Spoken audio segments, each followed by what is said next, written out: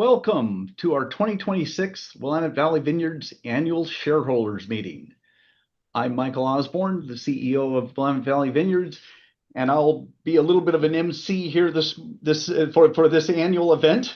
But first and foremost, we want to introduce our founder and president and chairman of the board, Jim Burnell. Mike, thank you very much. I want to welcome all of you to this presentation.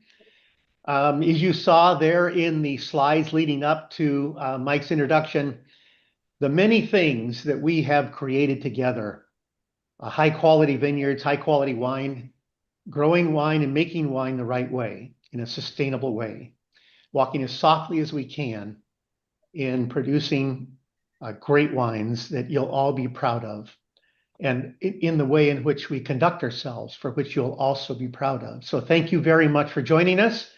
I'm calling this 2026 Annual Shareholder Meeting to order. And I wanted to thank Mike. It's been now a little over a year that Mike has been our CEO. After 44 years, I really welcome his leadership. You know, he's had in his first year a baptism in fire. I mean, good heavens. There's an agency at the state of Oregon that spent over $1 million in advertising trying to get people to stop drinking wine during this last year. In fact, the Oregon wineries almost lost their entire Canadian market this last year.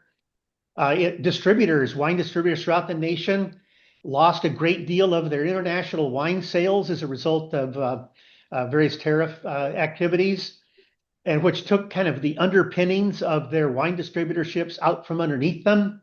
In fact, Mike experienced, as we all did, the loss of the second largest wine distributor in the United States. Our largest, 52% of our business, is essentially in a structured bankruptcy, and Mike is having to manage through that and make changes in our distribution.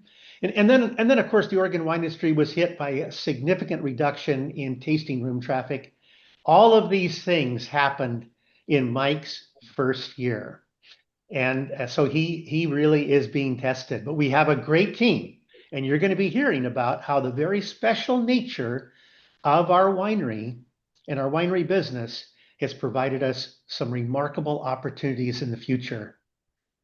Now, I wanted to make sure that those of you who are gathered in the taste room and the estate room upstairs, I'm here down in the cellar. I wanted you to know that you can still cast your proxy ballots. I'll make an announcement as to the proxy ballot results at the end of this annual shareholder meeting, but you can actually change your vote or cast your vote during this meeting. And Courtney Brown is in the back of the room. She's waving her arm right now so you can see her. She has extra ballots if you need them. And she'll collect them from you so they get properly counted. You know, Courtney, she works and reports to Katie Gill, our extraordinary ownership services manager. I think many of you, I'm sure, know Katie. She also is the staff person that supports our board of directors, as Jan Burnell, my wife, is now given up those duties. So make sure you please give Courtney Brown and Katie a thank you. And of course, you'll see others here at the winery. There's too many to name, but I wanted to make sure that you knew about Eric Witt in IT, who's helped us put this presentation together. Will Hawkins in the marketing team, who does so many things. I'm going to show you a little bit more about what he's been doing today. And then, just a whole cast of people. For example, you look at these grounds, go out on the grounds and admire what Lloyd Jones, our facilities leader, has done with these beautiful grounds under the leadership of our general manager here, Spence Fogarty. And so anyway, I want to make sure that you all get a chance to also meet, if you can find them here on the property, our other board members. Sean Carey, a number of you know, was actually we got him out of the Pentagon. He was responsible for finance and accounting of a part of the Pentagon's operations. He became our CFO. He's now a CFO for a company in Eugene, but serves on our board of directors. Craig Smith, formerly the executive vice president leader of Chemeketa Community College, led Chemeketa through a remarkable period of growth. He's not just a CPA, but also has been a member of the Oregon Bar. Jim Ellis, many know, was the administrator for Christian Brothers in Napa Valley, came to Oregon. He's an expert in human relations and personnel management. He worked in our company, was one of our very first founders, served on our board of directors for I don't know how many years now, provides us with a great deal of insight.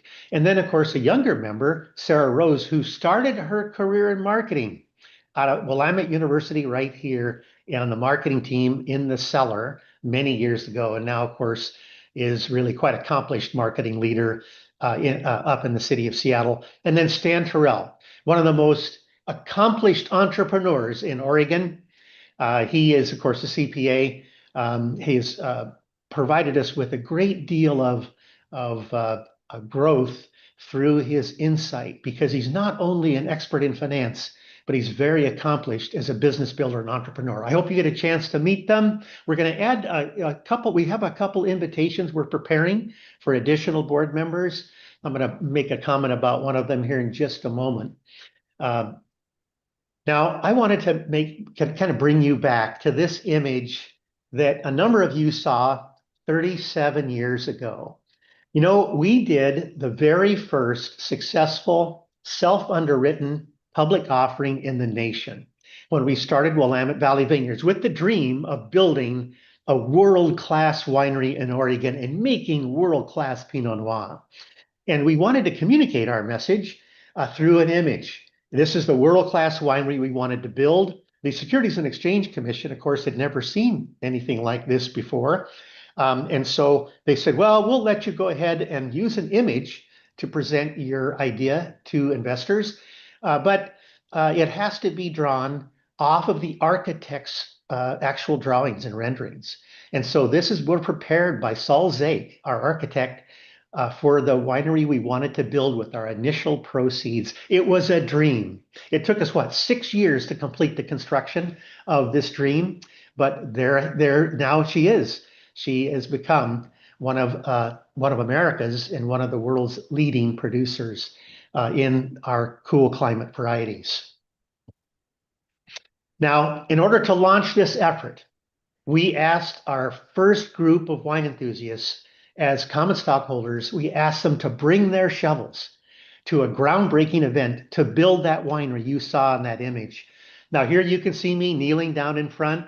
You can see Don Voorhees, my partner, who together we worked on this project, and standing right next to Don Voorhees is his son, young Greg Voorhees. Well, Greg's not so young anymore, but we are extending an invitation to Greg, who is an expert in finance and accounting, to join us on our board of directors. We'll hopefully have an announcement about that in the near future. And then you may even see yourselves in this picture. And then, of course, Sean Carey, he's too young to be in this picture, but his dad was there. So you can spot his dad, who's now passed. And there's so many people here in this picture I could point out to you that have played an integral role in the growth of Willamette Valley Vineyards. Well, we're going to do it again, and you're going to hear this opportunity we have, an extraordinary opportunity, in just a few moments. Now, as you know, as the industry changed, we knew we needed to not only just focus on wine in our tasting room, but to provide a culinary experience. Consumers wanted more than just wine. They wanted a culinary experience. And through the help of many people, Bill Cross, for example, who has helped us and led as a co-founder and vice president of governmental affairs, he was instrumental in making sure that the laws allowed us to expand in this way on this farmland. Now, this is a rendering that my wife Jan had prepared to help us with our continued growth plan. And so you can see that we had our dreams put on paper once again. And I want to show you now the groundbreaking we did for this dream. Here they are. These are our employees and our shareholders and members of the community, all behind turning Willamette Valley Vineyards into a wonderful culinary experience, as well as an expansion of our cellar. And you might even be able to spot some people in here. Steve Archer, for example, my professor at Willamette Graduate School, the dean there at the graduate school, is there in this picture, standing right next to Jerry Frank, who has been an advisor and mentor of mine all of my years. And then, of course, next to him is Stan Terrell. You can also see Bill Fuller, who's now passed, one of our owners and co-founders of the combined merged business. I'll tell you what, these are friendships that have lasted now a lifetime. And look at them. Look at the energy that they project. And you know what? After this got built, I got to show you this next picture. When you gathered at an annual shareholder meeting, and there it is, almost a carbon copy of that drawing, that dream we had on that paper.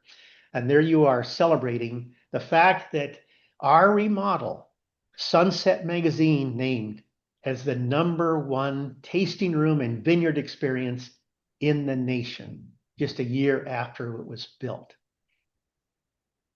Now, I want you to take a look at this. This is our dream. And I'm going to finish my career at Willamette Valley Vineyards building out this dream, this vision we have.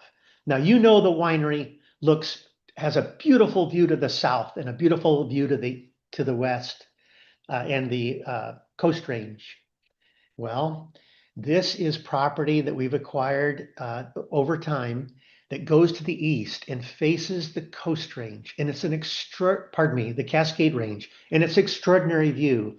Now, Will Hawkins, he actually prepared this image using AI. And what a beautiful job he did. And we're going to have a groundbreaking for this vision on September 12th. You'll hear a little bit more about that. And a part of this opportunity for wine enthusiasts to come and visit us, this will give them another opportunity to experience the Willamette Valley they cannot now, in very exclusive setting with these beautiful views looking to the Cascades, to Mount Jefferson, two of the sisters, and Mount Hood and Mount Adams, and there are even times you can see Mount Rainier on a really clear day, Mount St. Helens. It's extraordinary.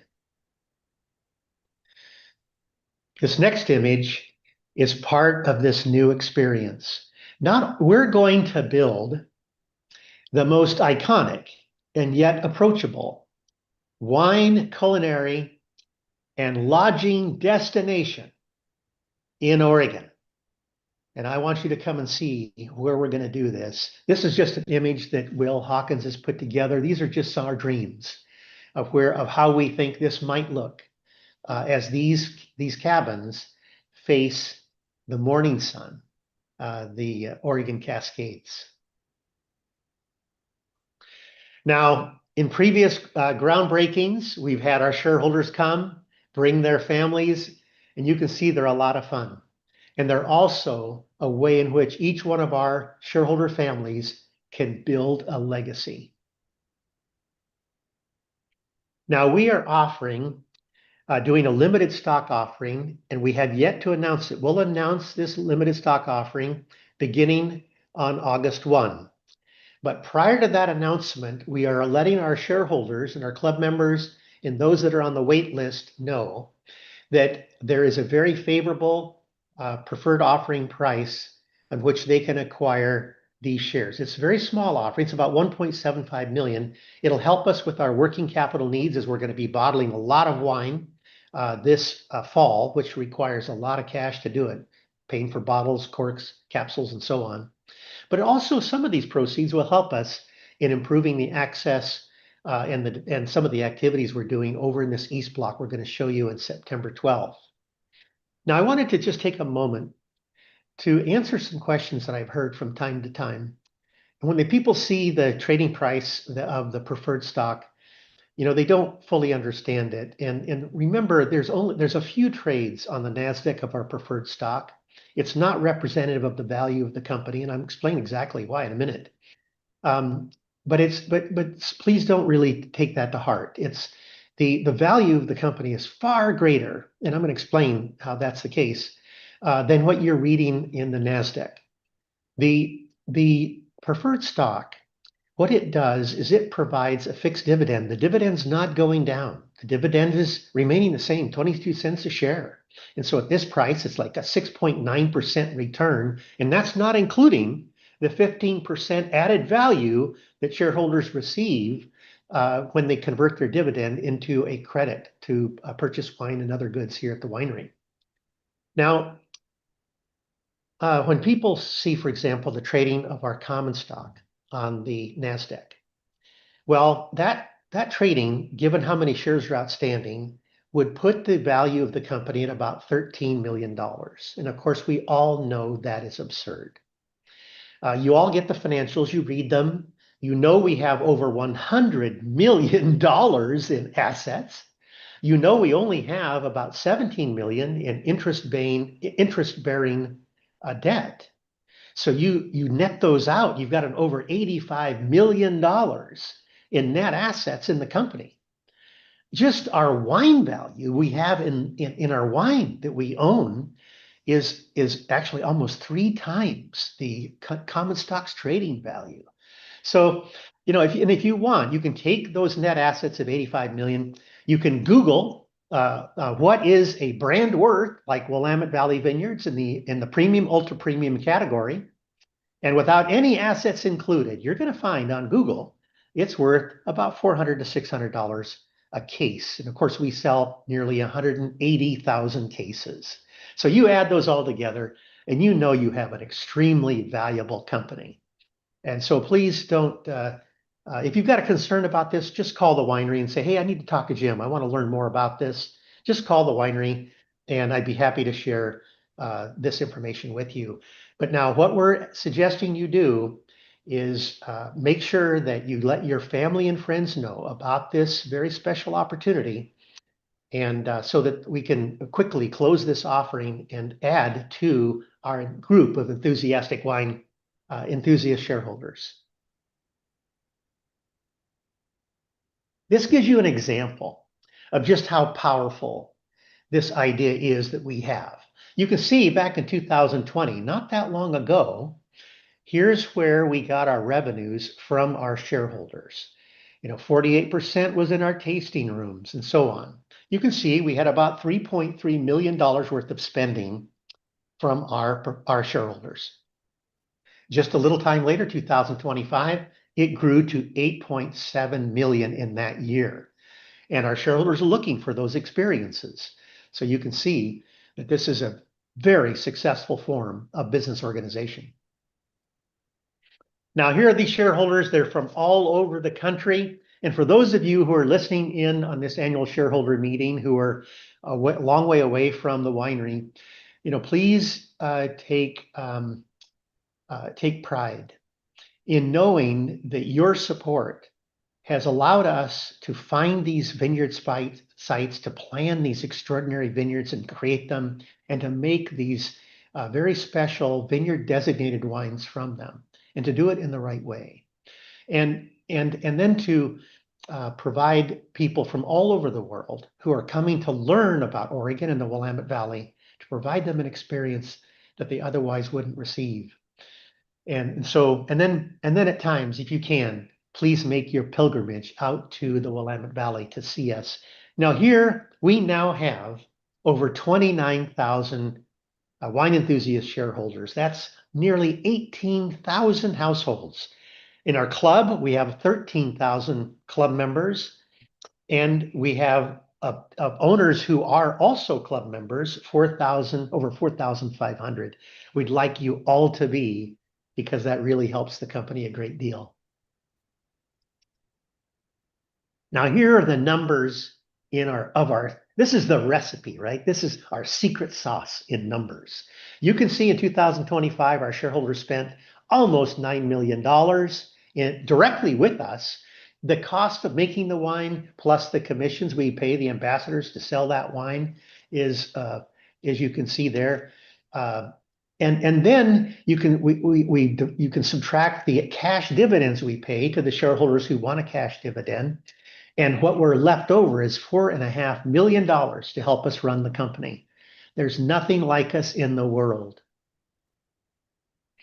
Now, this is an example of over time what our retail sales have been. So you can see our retail sales back in 2015, about 11 years ago, was about $6.3 million. And over that time period, it's rose to over $20 million. Now you can see it took a little bit of a step down there from 2024. And I was telling you about some of the challenges the Oregon wine industry, in fact, the entire wine industry in America is facing. But look really carefully at this table. The red is our shareholders. And as we have grown with our preferred stock shareholders over time, their purchases have grown. So only back in 2020, our shareholders were buying 3.5 million or so, 3.56 million, and 3.36 million, and now over 8.73 million. So you can see even in a downturn, our shareholder purchases increased. That is our secret sauce.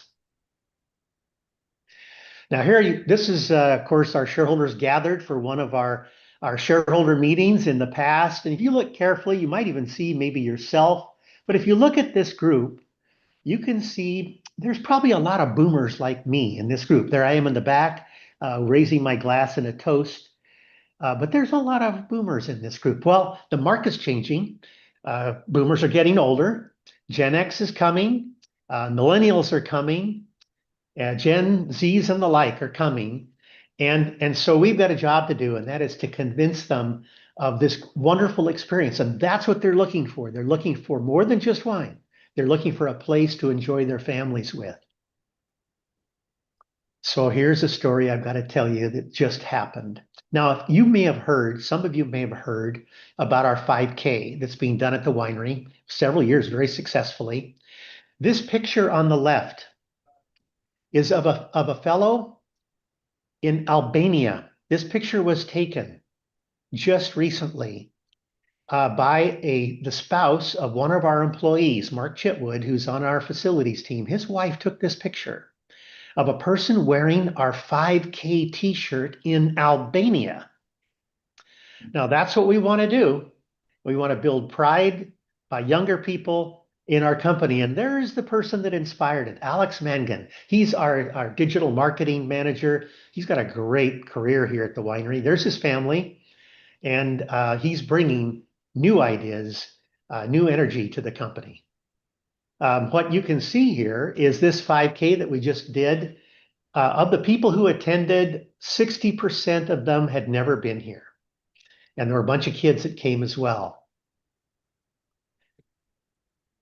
And of course, you can tell by the age group, a lot of younger people. And here's the start of that 5K. And I want you to know that this is where we are in our business. We're at the starting line. We're just getting started. And together on September 12th of this year, I want you to bring your shovels. And I want you to help us build the most iconic yet approachable wine, culinary, and lodging destination in Oregon. Anyway, thank you for being here. I'm going to give you the results of your preferred stock, your proxy ballot results here just at the end. So Mike, thank you. Thank you, Jim. Thrilling news to share. Listen, I thought I would take a few minutes to describe maybe the first year in review. I can make this pretty quick in the respect that, as I expected, having tasted through the portfolio of wines, I knew Terry Colton and his team wasn't going to require a lot of my attention for the year. We certainly went through harvest together and enjoyed a great deal of time with the team. But my role in the equation of winemaking is actually wine recognition. And we brought on a world-class PR agency to join our own internal marketing team to share the news about our brands, the news of what we've been doing in Oregon for 44 years, as Jim alluded to, but also just make certain that we were always in front of critics. When I'm going to let Terry Colton share some of that exciting news because critical acclaim has increased dramatically with our brands by just having them in the right place with the journalists in the industry. We've also received some other accolades for the winery, which I will describe in 20 minutes or so. Um, Second, biggest point I could tell you is that I learned very quickly about what a passionate and loyal community of wine enthusiasts both own this business, but participate in it and drive the company, the growth and the company's future every day. It's spectacular to be not only at this event for the weekend, but I've tried not to miss any of our exciting driven events from Run Willamette on two occasions to our Camp Willamette down into the woods and in as many pairing dinners as I've fit in order to meet so many of you. It's that not just me meeting you, but it's this extraordinary group of talented professionals at the winery, not just in management, but from as Jim started with, from our grounds team to our tasting room associates, our chefs and servers. This is an incredible place to be, and this talented team just inspires me to help them navigate this industry a bit. Now the industry, as Jim shared, has really experienced some of the biggest turmoil that it's had in 3 decades, maybe longer, maybe since Prohibition. The fact is that it's been a really interesting time. And I will share a couple of the steps that we had to take to avoid pitfalls that not everybody got through. To get this done, it was last fall when I asked Brittany Gallego to not only carry her human resources hat, which she was hired first in October of 2023 to wear as our head of HR, but she also took on our operations, our retail operations, which is that direct business, our tasting rooms and restaurants. And by doing this, it really combined together her talents and operations with HR, which a lot of our personnel are certainly engaged in that world. Another opportunity I saw early on was that our national sales organization, it's certainly given the turmoil with our wholesalers who represent our wines in 50 states plus Washington, D.C., and a few export markets to boot. What we have now is an experienced team with decades of wine sales under their belt, living in markets in Southern California, in the central US, in Dallas, Texas, based for the whole central US, and in Tampa, Florida, covering the eastern US. Rebecca Geschwinger, this is her department, headed up. She's our senior director of national sales, but she's got colleagues now on her team working with our wholesalers in the same time zone, shorter flights, and in easier access. Those were examples of some reorganization and repositioning that happened in the fall and continued through early this winter. And lastly, not lastly, I'm going to actually ask him to speak lastly, is John Haslett. John joins us as our new Chief Financial Officer. We celebrated John Ferry and his time with us for giving us nearly 7 years, and he retains on as a consultant to us in this process. But you're going to hear from John and meet his story and just his relationship with the brand here at the end of the call, but into the meeting. But it's been really one of the last pieces of the puzzle here that we worked out in the last, maybe it's been 6 weeks since he's joined. Now I'll describe again the volatility of the global market and the domestic market. It has been really something of that the industry hadn't seen, having a lot to do again with not only the headwinds of wine consumption, but the collapse of the second largest wholesaler, as Jim shared, RNDC, our partner in so many states, has gone through the most incredible change in that would be imagined. While this was all happening, we had fallen behind, as a lot of wineries had, in our Nielsen IQ numbers. Now, Nielsen is the folks who, they measure what consumers buy at retail through scan data. There's also a group of Nielsen, which you're probably familiar with from years ago, which also measure what you might listen to on the radio and watch on TV. Those companies are now split into two firms. So Nielsen IQ or NIQ is what our industry and everyone in consumer packaged goods watches carefully. What you see in these charts is last May, actually that's the day I joined, perhaps in the 17th, we were off in volume, year over year, almost 13% of our SKUs of our wines being sold through national distribution. That's how far behind we were. Actually, slipped even a little more on a trailing 52-week basis, weeks later. Now, I just took a few measurement points here to demonstrate what we've done to climb out of this. Now, this business here is about $14 million of retail revenue as measured by our account. So it's not all of it, but it is a great sign. And I also wanted to demonstrate on the right-hand side, that chart is showing you how we compare to other Oregon wineries. And an example here is that the last 26 weeks, we started pulling our weight. 13 weeks, even further, we're growing 5%. The industry at Oregon's industry losing 1.7%. And then the past 4 weeks, as measured through June 13th, we are at 5.6% growth, and our neighbors, if you will, are off nearly 5%. I hope everybody can climb out of this, but this is just an example of traction that we're seeing. Part of the reason for the traction is that we have been out introducing ourselves and reinvigorating the brand with new wholesalers. We had no choice. 15 states changed hands, and that represented about 60% of the company's volume. This is what will look like here on August 1st. We will have aligned with Columbia Distributing in our key states of Oregon, Washington, and Alaska. That's in the Pacific Northwest. We have a number of independent wholesalers, so they're not the giant conglomerates of the industry. They're independent firms. That's represented in gray.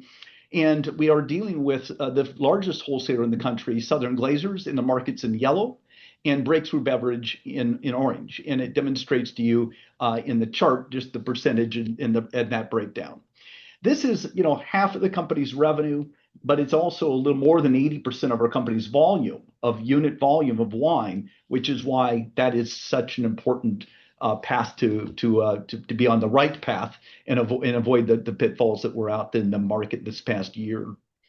The management team, this is your leadership team. I wanted to make certain you've met a few others. You're going to hear from John shortly, and I've described Brittany to you. DJ McIntyre is leading our culinary team in all of our outposts, and he's responsible for the delicious meals that are served at our tasting rooms and restaurants. Terry Colton, Terry's going to join me in just a moment, and you've all met him in the past, but he's going to share some of the success that he and his team have seen from the press, the scores. Katie Gill, this is Jim shared, responsible for our ownership management and in other administrative work in the building. Spence Fogarty, our state general manager, hard to miss. And if you haven't heard him on karaoke, it's worth the try to talk him into that at some point. Rebecca Geschwinger, she is my partner in national sales. She is on the road. In fact, she's not even going to be here this weekend because she is on the road with these new wholesaler changes. And Elena Hammond is responsible for marketing at the company, and that is the lane that you see Will and Sarah and others, Alex participating in. So Elena is behind the scenes a lot of these presentations and reporting. I want to swiftly move over to our Bacchus Awards. Every year we have awarded Employee of the Year. Sometimes it was just an individual. Other times it was as many as 4. This year, I'm happy to present the Bacchus Employee of the Year Award to 3 folks in the company. I'll start with Mark Rutherford. Mark is our associate winemaker. This fall, he'll have 5 vintages at Willamette Valley Vineyards under his belt. He is Terry's your right hand. He participates in so many of our tastings and events. And we also put him on the road because he is an extraordinary speaker on behalf of the brand. Angel Zapata is a sous chef at the wineries. He is specifically looking after our outposts in both Lake Oswego as well as Vancouver Waterfront Restaurant.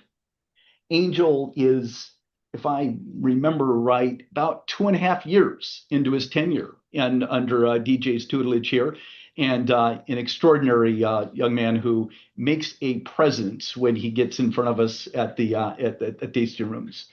And Alex Magnan, as you heard from Jim, not only spearheaded the third 5K race on the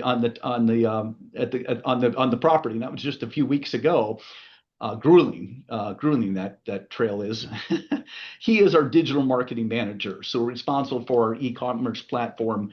And Alex is going to be celebrating his 5th year with us in just a few months.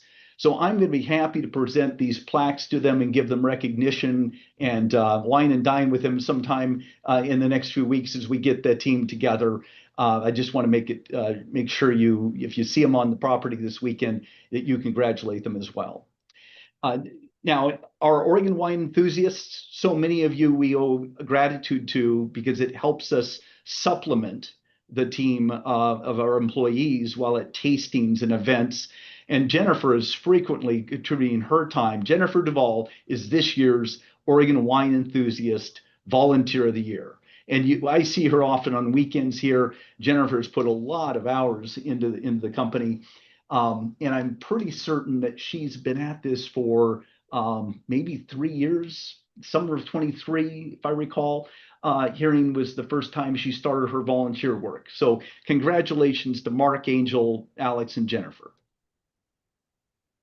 Speaking of congratulations, I owe a big congratulations to Terry and his team on the noteworthy wines that he's produced this past year. Terry Colton. All right. Thanks very much, Mike. I appreciate it. And it's a pleasure to be presenting this year for all the shareholders. You guys are incredibly important to us. Your love of wine and your support of the Oregon wines, and especially of Willamette Valley Vineyards, is critical. You allow me to buy barrels to keep an amazing team together that is going on 5 years as a cohesive winemaking team, which is pretty incredible in this industry. So that's brilliant. And it just all the feedback and support we get from you throughout the nation is just so appreciated by us here in the vineyards and in the cellar and pretty much through the whole company. So I just wanted to thank you guys so much for that. This is actually a great picture here. This is what, if you walk out in the vineyard right now, when you're on the property and you look at the vines, this is what you're going to see, those little tiny berries that are, we have set here in the vineyard now. It's a really good year so far. We had a really mild winter, and now we're rolling into a great spring, through a great spring and into a moderate temperature summertime. So far everything's looking really good, knock on wood, because I'm very superstitious. I never take anything for granted in the vineyards, but it's a brilliant year. Everything's looking really great. We're getting ready for harvest. It looks like we're about on our 10-year average for crop yields. So that's really good news. The vines are producing pretty much what we think they should. They're not overtaxed and not overstressed. They're looking really clean. The vineyard team has been doing an amazing job out there. And, with all this warm weather, we're a good 2 weeks ahead of normal. We're going to be about 2 weeks early, which means that during, the last week of August, we'll probably be picking sparkling wine, which is really early for Oregon. The global warming is definitely showing its face here. So we're getting excited for that. Harvest is always a love-hate relationship. It's like a bowling ball rolling downhill, and it's going to hit you sooner or later. But once you're in it, you love it. I have friends who, this will be my 36th harvest this year. I obviously am crazy enough to hang out and keep doing it. So, but I do have the support of an amazing team. Mark Rutherford, who Mike mentioned, is my right-hand man. Brandon Shelby started here as a cellar rat back in which we lovingly call Cellar Hands. Cellar Rat back here in fresh out of high school with Forrest Klafke, and he's our assistant winemaker. And then Alexis Doyle, who is now Alexis Langer. She's married. Anyway, Alexis is our enologist, and that team is phenomenal, and that's a key to a lot of our success here at the winery.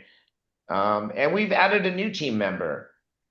So Dennis Bonilla. So Dennis, we got out of Washington. Dennis is our new vineyard operations manager and grower relations specialist. Dennis grew up in a vineyard. His dad was a vineyard foreman at a small, moderate-sized vineyard up in Tri-Cities area of Washington. He went to Washington State. He's a Wazoo boy, and then he went back and got his master's degree at Wazoo also. So he's part of the Pac-2 for anybody who's into like small football leagues now with OSU. So, you know, even though he's a Wazoo boy, we still welcome him with open arms here because we tend to lean towards OSU here, being Oregonians. So, but we're so excited to have him on. And, you know, like Mike said and Jim said, we've been doing a lot of work. Coangelo's been a great addition to our winery as a marketing firm, and myself and Mike and Suzanne have been traveling and pouring wines at various events. And we've been getting some really fun scores, as you can see. James Suckling, these just came out. These are pretty much hot off the press. Our Ingram Pinot Noir, which we haven't made in a few years.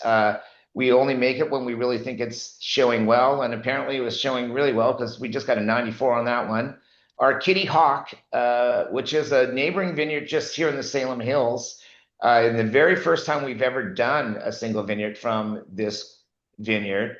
That also got a 94. And then one of my personal favorite here, just because back when I was a cellar master here, we used to make a dry Riesling from Tualatin Estates. And so when Jim asked me to come back about 5 years ago and be the director of winemaking and vineyards, I said, yeah, Jim, I'd love to come back up to Oregon, but can I please make that dry Riesling again? And he said, all right, Terry. So anyway, that's made from the vines that Bill planted back in 1973.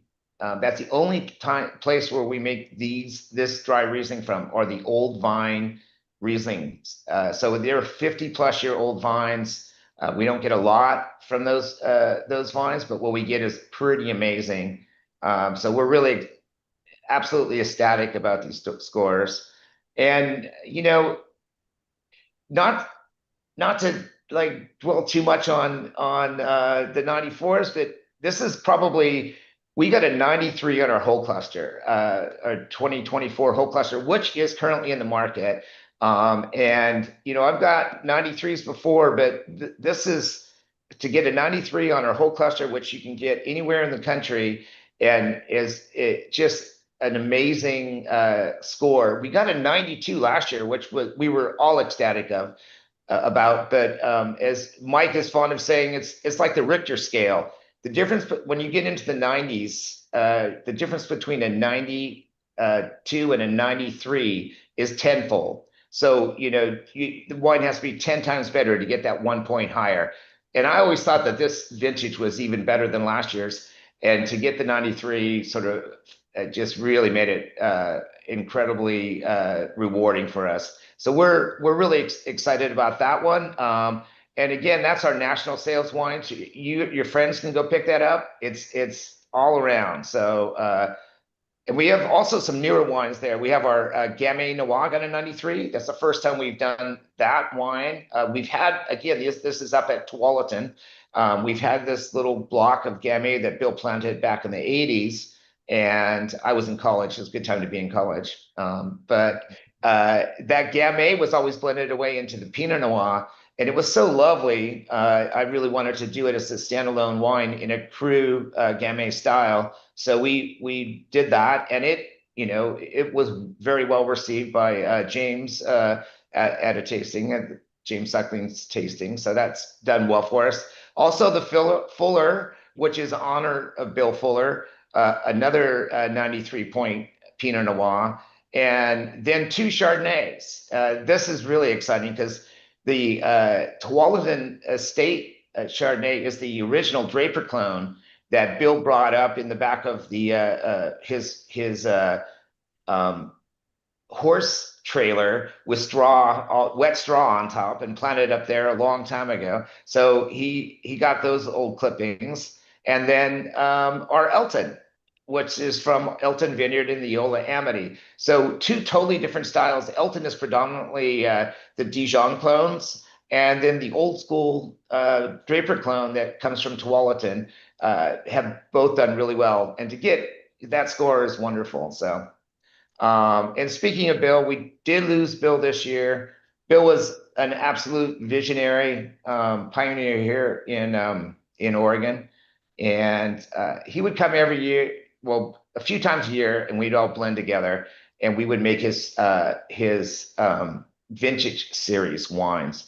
So we will be having a party to celebrate the release of the Vintage 51. It will be the last vintage series that we will be doing to honor Bill.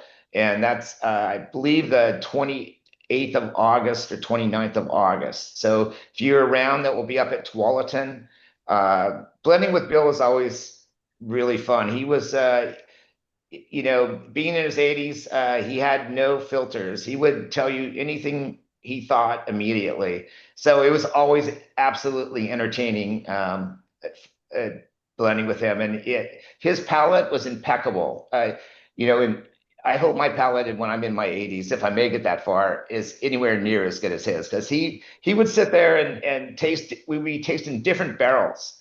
And you're like, yeah, this one gives a little bit more spice to it. And it was just a phenomenal time to be able to taste with such a icon of the Oregon wine industry. So yeah. And then really fun news, this weekend only, you will be able to here at the state to pick up the new release of the Fuller, which just got the 93. So if you're a shareholder, look around and you'll be able to find the Fuller out there, and our Gamay Noir, which also got a 93. So if you're interested in those 2 wines, they're going to be available this weekend, and as sort of a sneak preview. Another new one is the Kitty Hawk, which also got the 94. So that's a release now. And then this is really fun.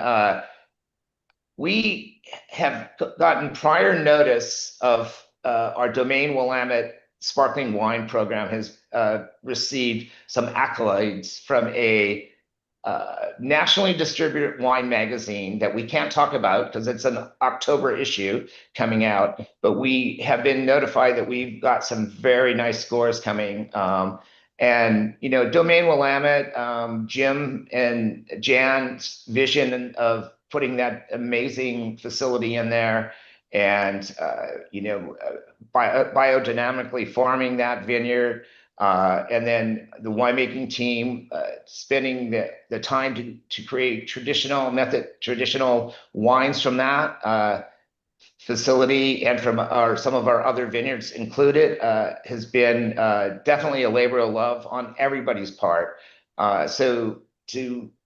We can't talk about this yet, but I wish I could. But all I can say is we're going to be happy when those scores come out. And if you were around on July 25th at Domaine Willamette, we're involved with this organization called Method Oregon, where we're coming up with standards for the Oregon wine industry to be called Method Oregon. And it celebrates, sparkling wine throughout Oregon, but we're trying to bring it up to a level of a certain amount of time on terroir, all method traditional, and different varietals that are acceptable within that range. So please come and visit us at Domaine Willamette. It's a beautiful facility. And then back to Mike. Thank you, Mike. Well, thanks, Terry. That's extraordinary, and certainly agree with you wholeheartedly. We're missing Bill, and we'll celebrate his life and career here at the end of August. I wanted to take a few minutes to talk about other PR, because that press on the wine is amazing, but also the recognition of what's been built by consumers in other means of publicity has been about a part of the drive of our marketing team. In late February, I arrived at the estate in early morning, and I popped up on my email one of these articles that's like the best winery of every state, a roundup article. I'm sharing this news to you because your gut kind of you're looking at this headline and you want the news immediately, and sure enough, MASH had named Willamette Valley Vineyards the best winery to visit in Oregon. Now we're in great company because the historic Chateau Montelena was named the best winery to visit in California. And I could go through the other 48 of them, but I'll let you do that. Exciting news. Now, if you don't know MASH, I want to tell you that their unique monthly visits to that website, because it's a online magazine, 2.3 million unique visits a month. That's circulation, if you will. The largest wine periodical is Wine Spectator, which gets 200,000, if you will. So it's a big difference when you get out there into the food, wine, and tourism magazines. Another great pickup was nearly 25,000 folks seeing this article written about our use of the refillable bottles, the Rivino program, and that was in late February. Last fall, in the November issue of Wine Spectator magazine, so again, circulation's 250,000. Thus, there's a lot of people who read it, gets passed along through friends and family. But we had a double spread of an article featuring DJ McIntyre's truffle foraging. I think those are his hands in that picture with the truffle. He's pictured in each of these shots. And the article was talking about our foraging for truffles here on the property. And again, many of you may have participated in that opportunity to go find your own with the dogs, and who are experts at locating these.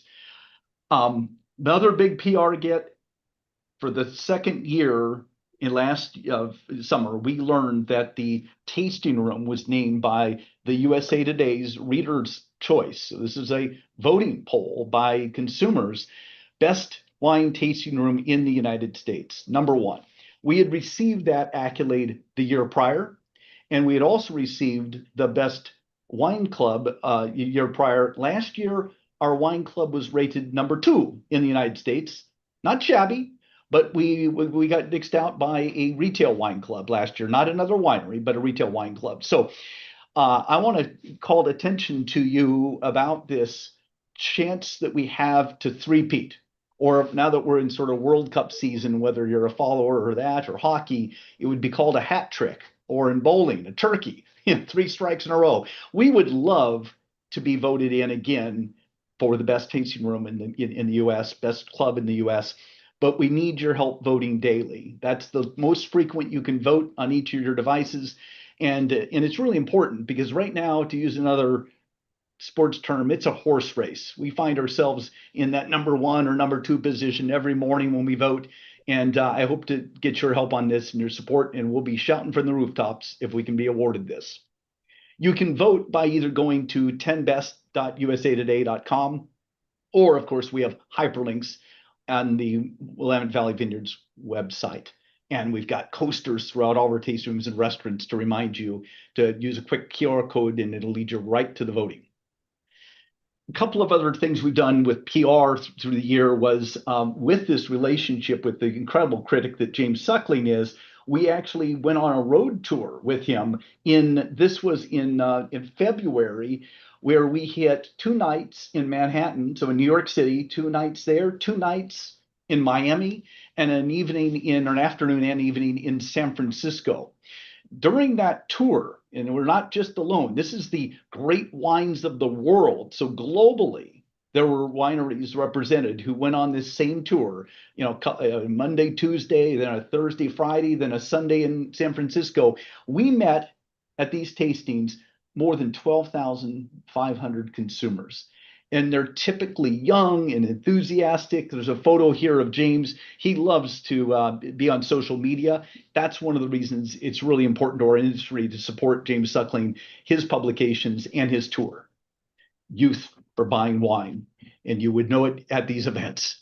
One more bit of work we do to market our wines is, of course, through our retail and restaurateurs. And Oregon Pinot Camp has now been through its 25th year. That was just a month ago. We hosted 250 merchants or restaurateurs, most of the United States, although there were some global representation as well, but folks who come here and literally from a Sunday evening through, we let them go home late Thursday or early Friday morning. They have spent time camping. They've they've spent time with seminars, dinners, tastings, and in strong educational seminars that have been taught by experts. Terry Colton and Mark Rutherford, I know both were on various seminar boards teaching about the Oregon industry, as we rely on about 51 wineries participating in order to share the vision for Oregon. This is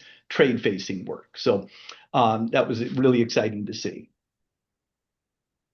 I want to take the time now to introduce John Hazlitt, who perhaps none of you have met yet, unless you're a neighbor of his in nearby South Salem. Welcome, John. All right. Thank you, Mike.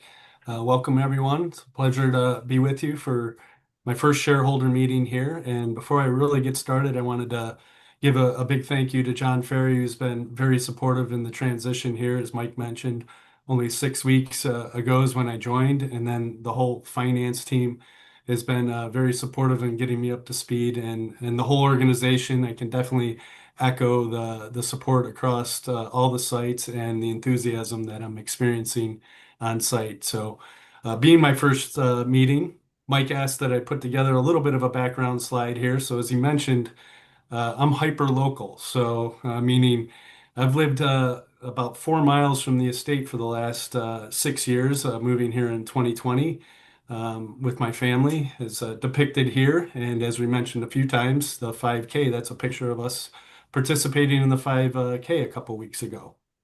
So that's my wife, Sue Young, who goes by Sue, and my son, Logan, who's 11. We enjoy hiking and trail running. I'm on the board of his school, which is local here.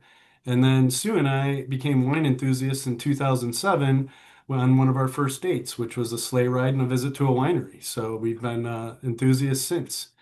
Professionally, my background is finance and accounting. I also have my MBA and a CPA that I keep current in the state of Ohio. Early in my career, I started in public accounting at KPMG, and then moved into corporate America with Eaton and Microsoft, where I got exposed to a lot of different roles in corporate finance, mergers and acquisitions, and several operational roles out into the operations, especially with Eaton, that has served me very well as I've moved into executive leadership the last 10 years here in more middle market companies in the Pacific Northwest. So, and I'm again very excited to be joining the team here, and looking forward to the years to come. Next, I would like to introduce our new partner on our account. Every 7 years, it's mandatory for SEC clients to rotate partners, and our new partner on the account is Melissa Spain, who has deep wealth of beverage and agriculture experience, is the managing principal partner for the Pacific Northwest Baker Tilly, which is also just recently merged with Moss Adams. So same auditors, just a different name this year. And looking forward to working with her and her team going forward.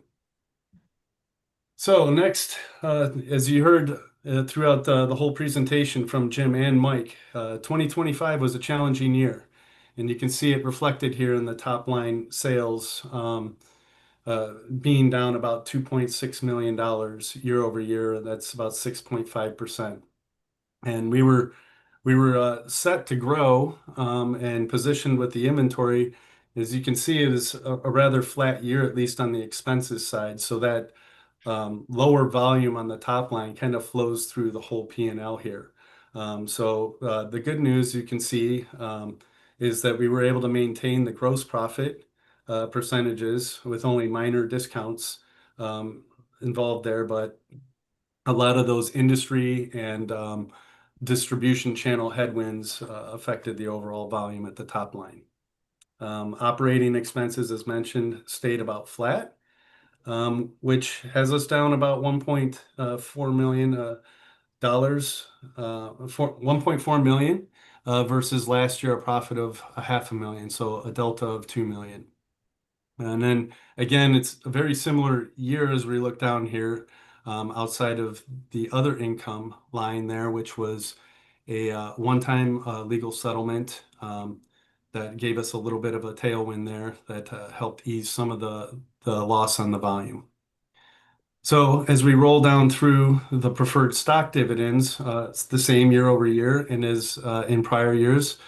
And mentioned earlier, a lot of those dividends were paid back as wine credits. So that's going to come back into the business. So it's less than $1 million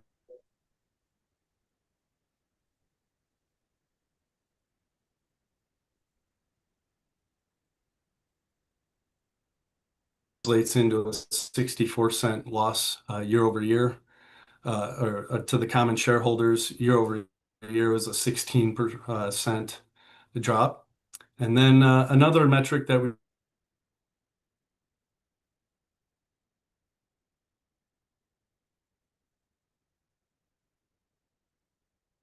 we down in line with the volume drop from above at about 800,000 year over year. But next, we would like to talk about the cash flow from operations and the impact of a lot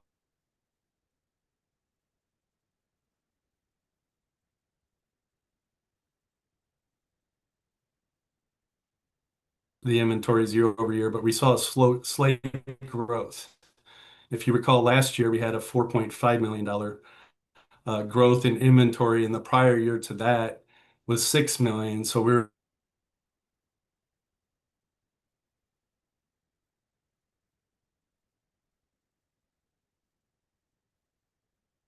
rebalancing, and as Terry mentioned here, our grape harvest is at about the 10-year average, and we will balance through bringing in less external grapes and use our grapes as we go through this. So you can see we've moved down on our external year over year to rebalance our overall inventory amounts. Next, I'd like to bring your attention to the investing activities. You can see that that's a little bit lower, or significantly lower, as we predicted, because we are, as Terry alluded, we're still buying the barrels and keeping the operations going, but we're more at the capital, being at the operational side and maintaining our investments in the outpost as part of that strategy has kind of come to a close in the last year. And you can see a lot of the investments that were made is that first or second line there up top on the depreciation being added back. So we expect that trend to somewhat continue here. And then last part is the financing activities. You can see here our preferred share offering last year added to our ability to maintain the operating capital. And we have another preferred share offering this year, which will help us navigate these waters and right-size our inventories. Lastly, the last line there is our proceeds from long-term financing. We have been able to secure our lines of credit with Columbia Bank and AgWest into the next year, so we're nice and stable to continue to focus on our strategic operations here. So that concludes our financial analysis, and I will hand it back to Jim here for the proxy vote. John, thank you very much. You've heard from John about how challenging the industry has been. Keep in mind, when you see these financial results, we grew our business rapidly, deploying a great deal of capital in building many amenities, of which you have funded through your preferred stock purchases. Now, as new assets, of course, they're depreciated. And so those paper losses are showing up on these financial statements.